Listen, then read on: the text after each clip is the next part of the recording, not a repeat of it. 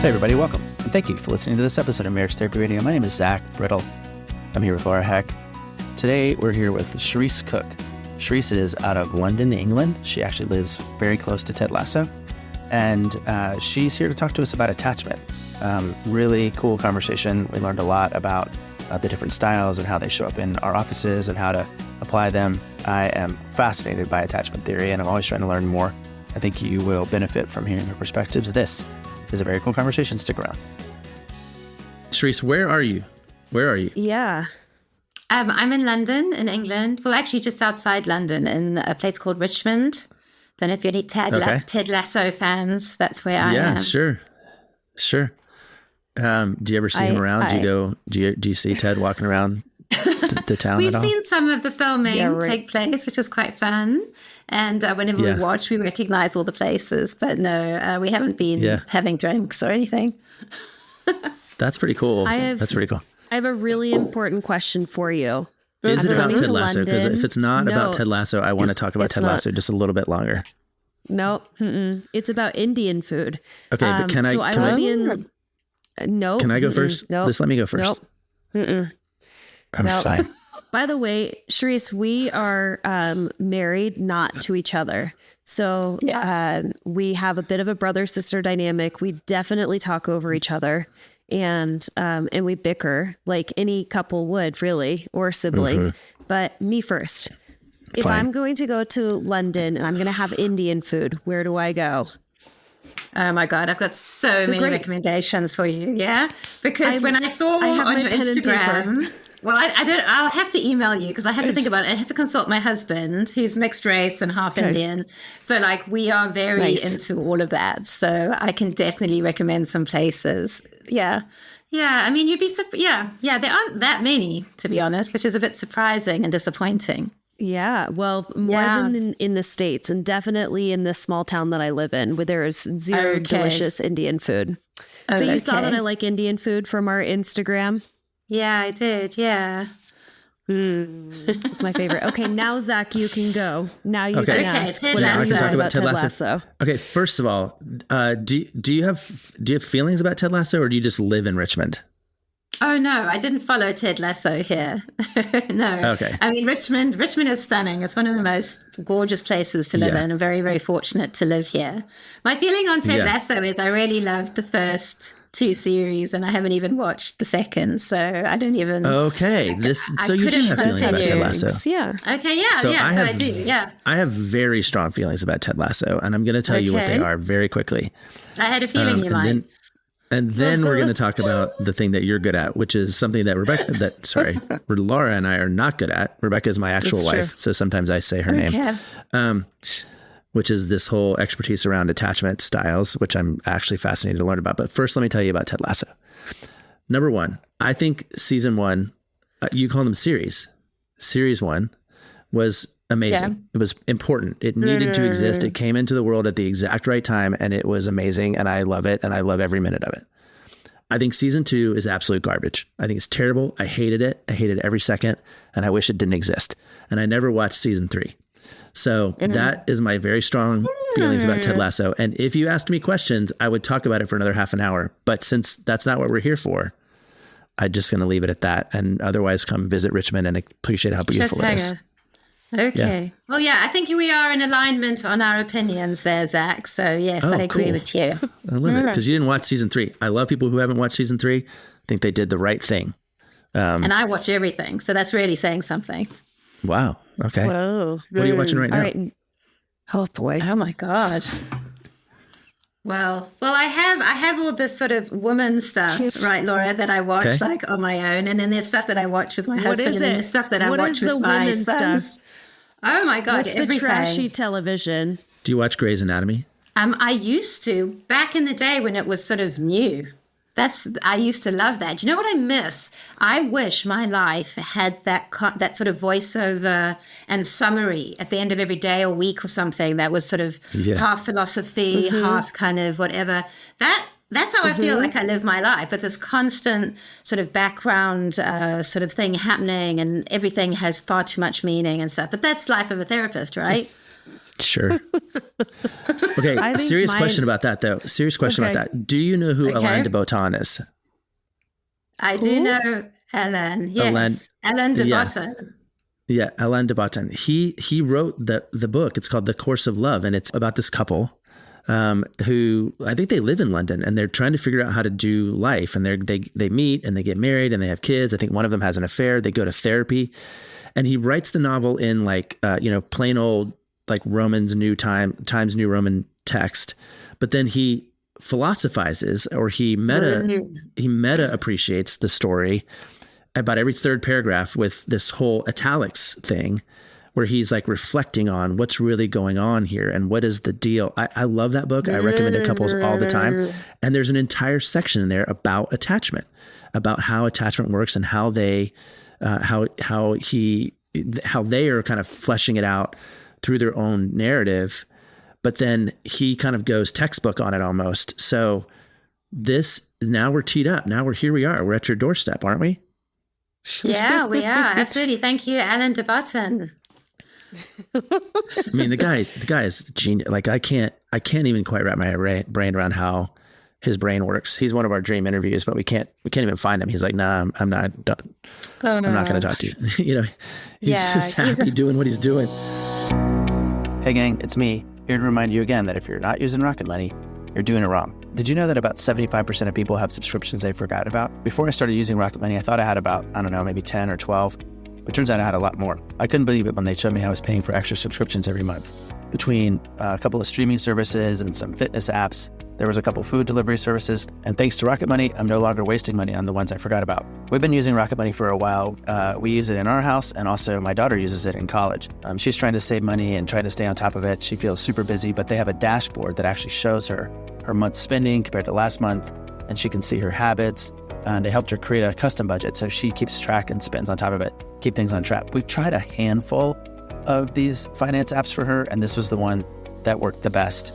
Rocket Money has over 5 million users and has saved a total of $500 million in canceled subscriptions, saving members up to about $740 a year when they use all of the app's features. So stop wasting money on things you don't use. Cancel your unwanted subscriptions and get your budget under control by going to rocketmoney.com/MTR. Like I said, it's an app that you can download on your phone, but it's best for us if you use the website. That's rocketmoney.com/MTR.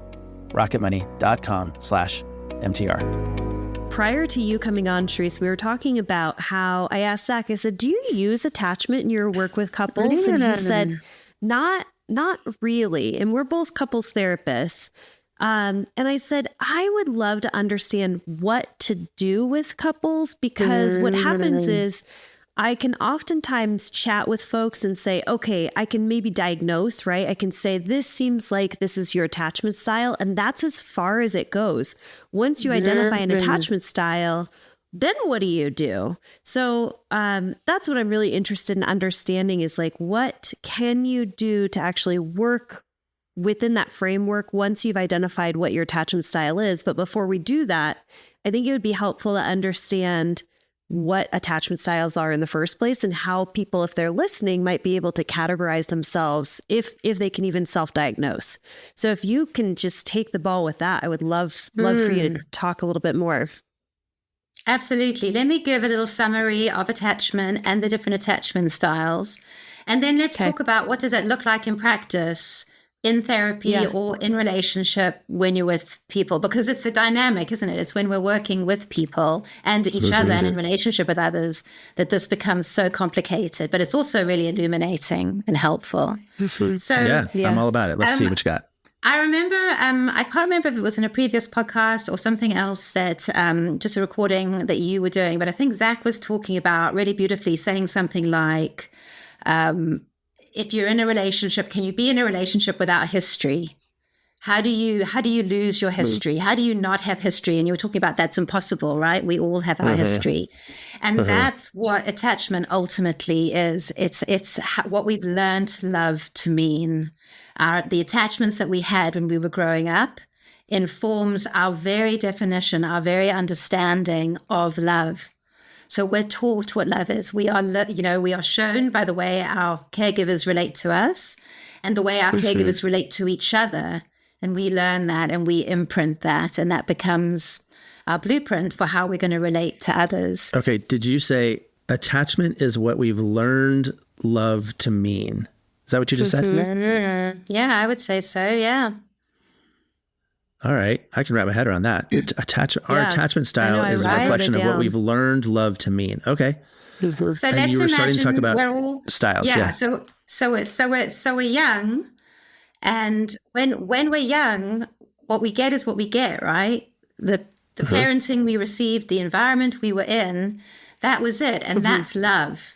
And so if what we received was a little bit neglectful, a little bit critical, or super great and affirming and kind and consistent, that is the teaching. That is what we're learning love is. So let's imagine we do experience a bit of neglect growing up. We will imprint that love, when we're in a love relationship with someone, we will experience that as somewhat neglectful. We will grow up, and neglect is going to be familiar to us in a love relationship. So we will seek out people potentially that may neglect us. And the way we experience relationships will be tinged with neglect or feeling neglected, which will really inform then how we are relating to the people that we're with. It's not that we seek out neglect, it's that we seek out familiarity. Yes, that's correct. Okay. Probably unconsciously. I have another clarifier in that in the relationships that we're in, you said it's tinged. Does that mean that maybe we see neglect where neglect isn't actually there, but that's the script that we're using to sort of tell ourselves the story that this person's being neglectful, even if they may not actually be neglectful? I think so. And this is where it's really useful when we are working with people or in our own relationships, is that I think becoming securely attached means working on two things. It's choosing people who can kind of meet us or at least grow with us or have awareness with us and can move forward with us. And it's about recognizing that the lens through which we see the world and we see each other and we see relationships is a bit traumatized. We're coming from wounding, we're coming from upsets, and therefore we will interpret things a certain way. And so if someone doesn't respond to our text message fast enough, or if someone looks away while we're talking to them, because we are imprinted with an expectation of neglect, we will interpret these things as neglectful, some of which will be neglectful, but many are not. But we will project what we expect, and that's what we will then create for ourselves. Perfect. Great explanation. What is there's certain labels or titles but if you grew up with neglect, what is the framework that you would kind of label that as? I think if we have a very quite serious neglect on its own, I mean, this is one of the things I sort of talk about in the book, which is there's a crossover of attachment styles. We can be historically quite rigid. Oh, I'm anxiously attached. Oh, I'm avoidantly attached, or more often than not, they're avoidantly attached, and it's quite rigid. Whereas I think actually it's much more fluid than we realize. We are responding all the time.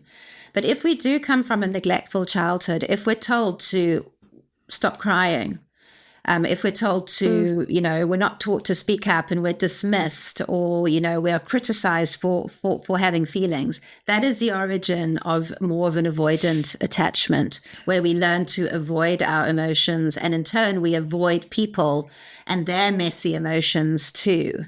And in extreme, if we add neglect to trauma and dysfunction and quite serious, chaotic households with mental health issues or addiction issues, that's when we can have fearful avoidant attachment, which is used to be known as disorganized attachment, which again sort of starves us of feelings of safety, feelings of security. And so we become avoidant in our relationships as a way of staying safe. We avoid closeness. We avoid intimacy in our adulthood. So how would that look if I was in a relationship and I was thinking, gosh, I wonder if my partner is avoidantly attached. How might I experience that person in a relationship?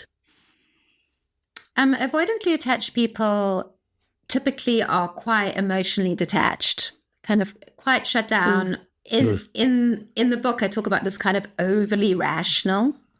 And I'm sure you'll see in your practices, there's often one person in a relationship that's kind of heightened emotionally. And then there's another person that seems to become more and more rational the more emotional one of them gets, right? And that is a typical avoidant response, is that we intellectualize life, we rationalize life. And it's quite a powerful place to be. It's quite a desirable place to be, you know, because we feel in control. There's this perception of control. I'm really in control. This other person who's really emotional is not in control, right? So I often say it's the avoidant process often isn't one that we too readily want to let go of, because it feels a bit bulletproof. We like it. It can feel quite safe. It gives us, that's how we've kept ourselves safe. But then it gets in the way of intimacy, of enjoyable sex, of understanding what's going on. And we can often get this sort of sense of emptiness within ourselves, because we're not really connected to ourself or our emotions. So in relationship, this is when you can't get through to someone. There's this wall, they stonewall, they step back, they need space, they don't want to detach, calm down, enough with your messy emotions. There's this real disconnect then. Yeah. Okay, so we went through avoidant attachment. What are some of the other attachment styles? Well, sort of attachment styles broadly falls into two categories: secure and insecure. And secure, of course, is happy, healthy, satisfied in relationships. We feel worthy of love. We feel we deserve support and kindness, so we'll welcome that. We go to our partners for help and support. They come to us for help and support, and it's kind of okay. There's a general safety within our relationships. And then the insecure attachment, there's avoidant attachment and anxious attachment. So we've spoken about the avoidant.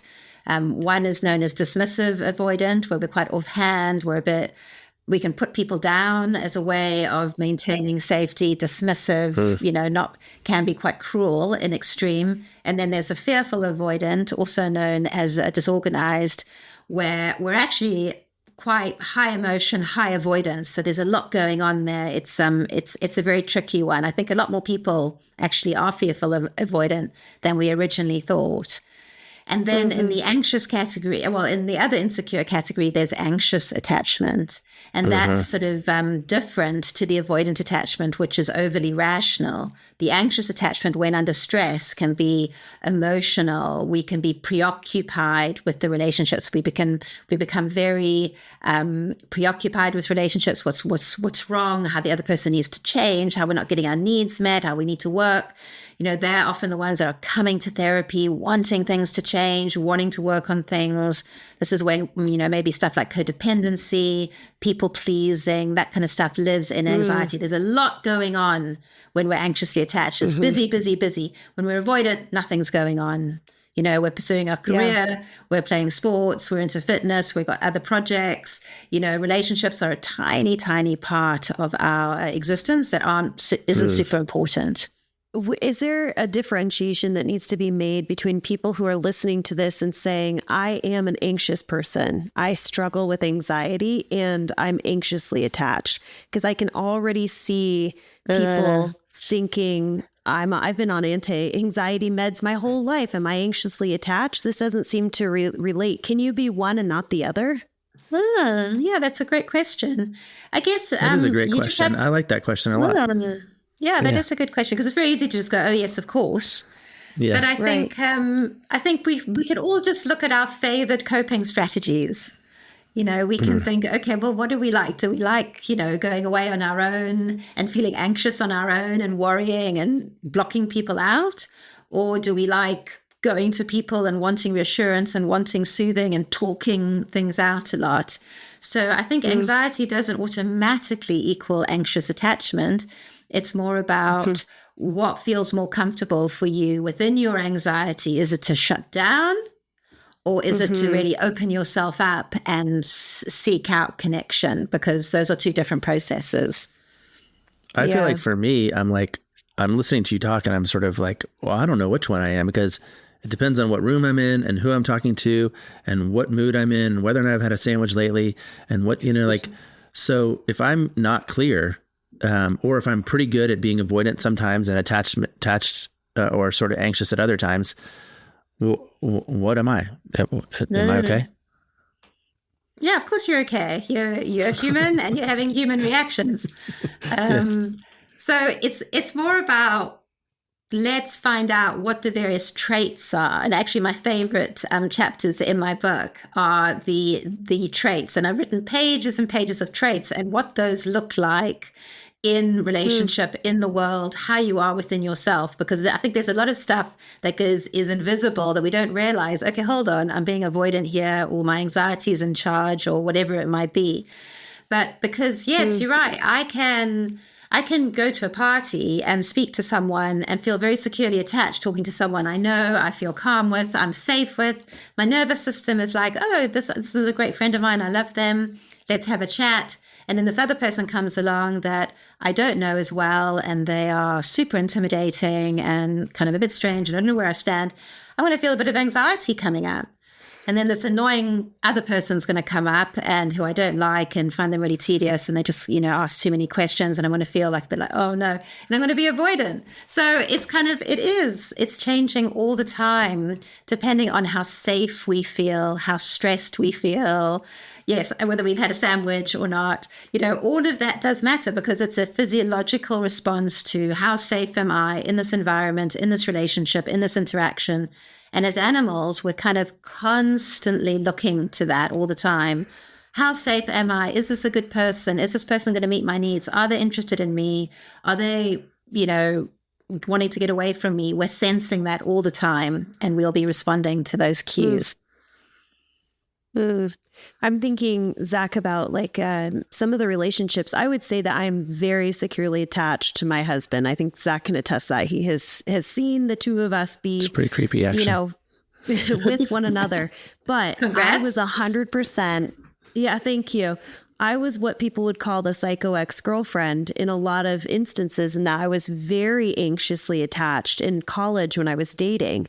And I kind of think about these traits like, well, isn't it like a personality trait? Isn't it sort of baked in? Because I experience myself as being securely attached now in my 40s, but I certainly wasn't at 21. So how did I have that evolution and shift with these two different people?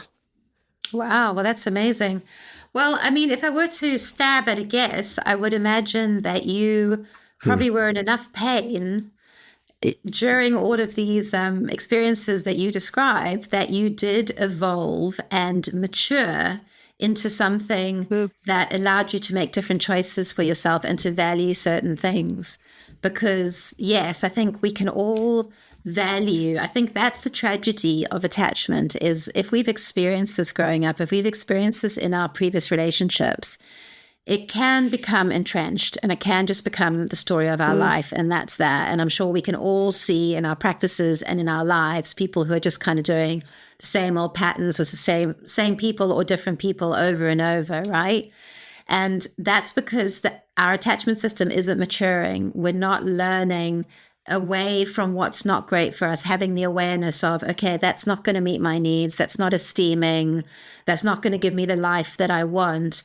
And we learn. So for example, I'm very similar, Laura. It's kind of what I found attractive in my 20s is literally repellent to me now. And I can spot them in a room, and I can say, I know exactly how that story starts, goes, and ends. I know exactly that. And I no longer find it attractive.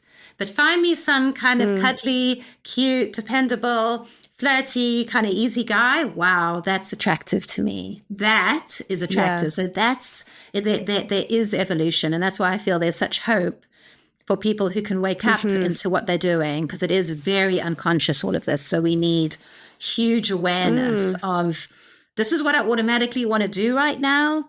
That's not actually helpful. So this whole listen to your heart, listen to your gut instinct, all that kind of stuff, not apply here. This is kind of to make decisions that are in line with our values, our goals, what we want, our self-esteem, because what our instinct might be telling us is to go for that kind of, not good sort of situation because it's familiar, not because it's healthy.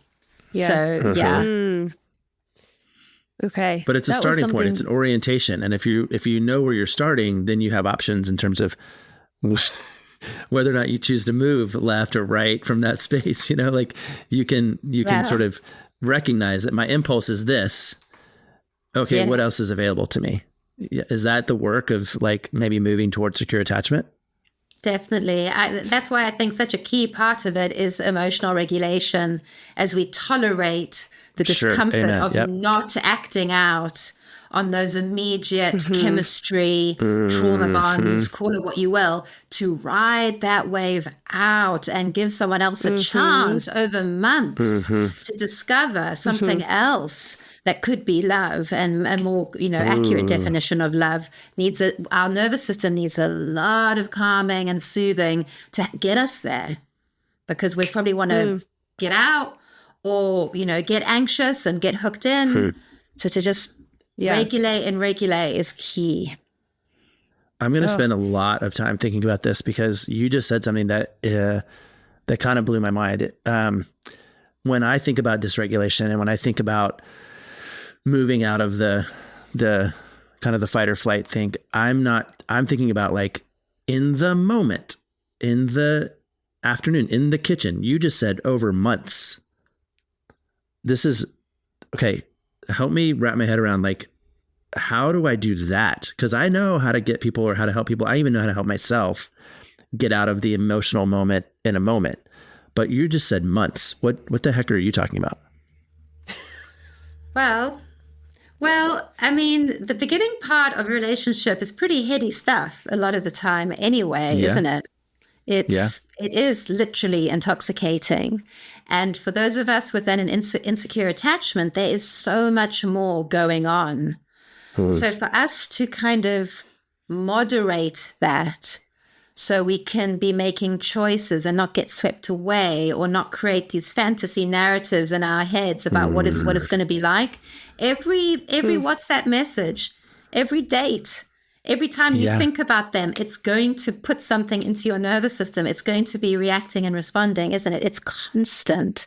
It's constant. And with my anxious clients, I say to them, it's like an endurance test, because it is weeks and months of really tolerating someone, having boundaries, communicating calmly and not sending 40 messages, just sending 3.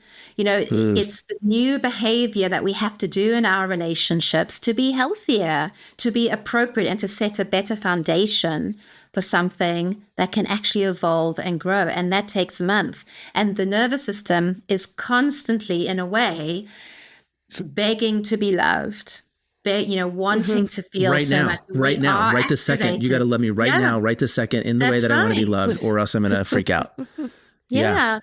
It's got to be so hard to date right now in this environment.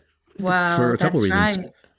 I mean, first of all, I never dated anybody. Like I met Rebecca right after I graduated from college, and we were married within a year and a half, and that was in 1995, 6, 7, something. So like all this like technology dating and all this like stuff is totally unfamiliar to me. But you've got this platform that's literally built on urgency. I'm going to swipe right. I might talk to you tonight, and I'm going to text you, and I hope if you don't text me back. And it's not built on months of building commerce. So it's got to be so hard to stay in the stuff.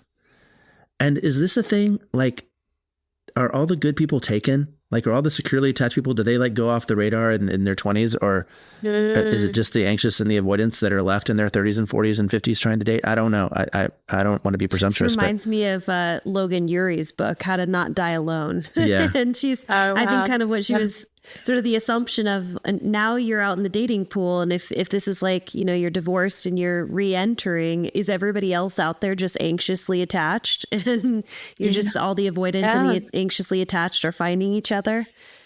Good question, Zach. Yeah. I don't know if I asked a question. I'm just like kind of in awe of this idea that we definitely, and I'm watching my kids, we're definitely living in a world of immediate feedback of every type. And if I don't get what I want, I'm going to go to another app on my phone and get it. Versus I'm going to stay in this for months and I'm going to work this out and I'm going to feel uncomfortable for months. Yeah. Sorry, I'm like, I get it as an adult, but I guess. And then imagine you have a bit of avoidance. And so your first, reaction in avoidance is, oh, well, this is uncomfortable or this is not enjoyable. So I'm out. Bye. Yeah. And talking about the apps in the world today, and the grass is always greener and there are 50 million other options apparently. But what that has also created, and we know this in therapy, the biggest, hugest catastrophes for us as humans is to be abandoned or to be rejected. Mm-hmm. And that's what people experience every single day on the apps. So people who may not have been anxious are certainly anxious now, or they're shut down now, or they're angry now, or they're bitter now. And it's like, wow, we're going to try to create intimacy from this half defensive, half angry, half like broken place. It's really, really tragic that it is so much harder.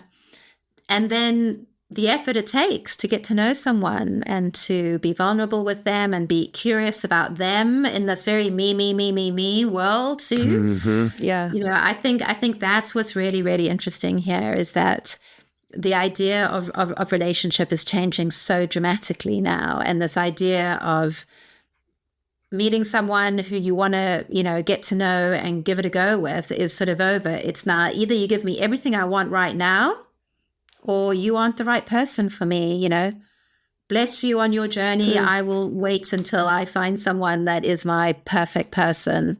And there are a lot of people waiting and waiting and waiting, as you say. So how do you practically help them? Like, how do you practically offer them some guidance or direction? Like, what is your practice? What is your book? What is your philosophy provide for people to navigate the space? Well, something that I'm very, very big on, and maybe not many people are, but I'm really big on accountability. And so because we're in pain now, we're in so much pain in our relationships because we're becoming more and more de-skilled with these expectations that we have. And, often not coming from great role modeling either. So there is this need for a collective education into what it actually means to have relationship, and that love is something that's demonstrated and quite practical in how we do it in our lives when we choose to love people. So the book, in a way, is about saying, do any of these things sound familiar to you? These anxious processes, these avoidant processes, these ways of behaving, do any of these sound familiar to you? Because the chances are these are your patterns, and we need to be accountable for doing the behaviors and having nurturing the cognitions that are maintaining those patterns. Because just ending that relationship and going on to someone else isn't actually going to yield any kind of a different result if we're not examining what we are doing, how we are behaving, how we're conducting ourselves, our belief systems, and so on. So there is something so exciting about really empowering ourselves with a new way of approaching relationships that defies the odds in a way. And all we need is awareness to really do that successfully. You blew Zach's mind. You just blew mine, which is this idea that now I think I'm going to start asking my clients this question, which is, how have you been maintaining your, I don't know what kind of behaviors you want to say it or call it out, like, I don't know, dysfunctional behaviors, but how have you been maintaining these behaviors that are not helpful, unhelpful behaviors? How about that? We'll call that. But I like that awareness and asking that question and having them take accountability of that, to be able to differentiate. These are the things that feel familiar to me. This is the easy route. This is the automatic response. Yes. And this is how I can maintain that script And here's the choices that I've made in order to, get myself into, I guess you have to create new neurological connections, or you have to like rewire your nervous system. But, that's a good question. So once you have awareness, sorry, welcome to my ADHD brain. I never finish a sentence. Once you have awareness, then what do you do? How do you teach folks to choose a different behavior that is creating more of a secure connection with another person? Well, yes, the first step is the awareness. And then absolutely, then what? Then we've got to recognize what stops me from doing new behavior. And this is where the emotional regulation comes in, because if there's anything we are as a society now, it's reactive. We just speak without thinking. We behave and do whatever we damn well please. And, and we're having feelings and we're just expressing ourselves, right? And that is kind of the opposite of what a sort of thoughtful, kind, helpful way of behaving would be. And I like to think about it as literally embodying love. And I will rarely challenge my partners. And they'll say, well, I did this because I was angry and because I was this and I felt that and I felt upset and, this and that. And I'll say, okay, so you got that out of your system. And then where was your love? Where did your love go? Or what does love look like now in doing something different? And I think for a lot of people, certainly for me, when kids come into your life, there's a kind of a major change about love and what love actually is, because love is so patient. Love is so gentle with someone else who is fragile, and we're all fragile. And, we can't just be explosive because we feel like it. Somehow we have that understanding when we've got little people in the room. We don't have that understanding when we've got big people in the room. Right. So the book is called The Attachment Solution because it talks about now what is the solution to our insecure ways of relating. And so we need to emotionally regulate. We need to challenge our distorted thinking because, as you said earlier, Laura, we've got to rewire our brains. We've got to rewire our attachment systems. And some of our thinking is actually more like assuming. And some of our belief systems are more based on trauma and fear than optimism and love. And so we need to get really, really clear on that and take responsibility for that and reframe the way we look at things, the assumptions that we make. And then we need to go on and have boundaries in our relationships, often boundaries for ourselves. Like, I will not allow myself to get this heated. I will not allow my in this way. Volume to get this high. I will not, disagreements cannot last more than 15 minutes, not 5 days, whatever. We can begin to start behaving like adults who care about each other and ourselves and take responsibility for the atmosphere that we're creating. And I've got loads of exercises and tips and things to be getting on with in that, because it takes a lot of effort. And I always say that love is an effort. It's not this thing that we hope we feel. It is a very, very deep, determined, committed decision and an effort. And if you're not putting in any effort, chances are you probably don't have a super stimulating relationship. It takes effort. And the more effort you put in, the calmer and happier and sexier that relationship probably is. That really is kind of counter to what I think a lot of folks are assuming, is that when I find a relationship where it feels easy to me, that's the relationship for me. But I hear you saying it's not about swapping out your partner. It's about being able to put the effort into yourself to be able to shift the way in which you experience love or learn love with another person. This is, now I'm like super intrigued. Where do I find your book? Where, if we're looking for it, has it been released? Is it accessible as an ebook? It isn't accessible as an ebook, but that's something that I could definitely look into. But it's available. I had my US launch last week, actually. And it's available in the US Yay. and Canada, but it's also internationally. It's in England, and I think later in the year, France and Thailand, bizarrely.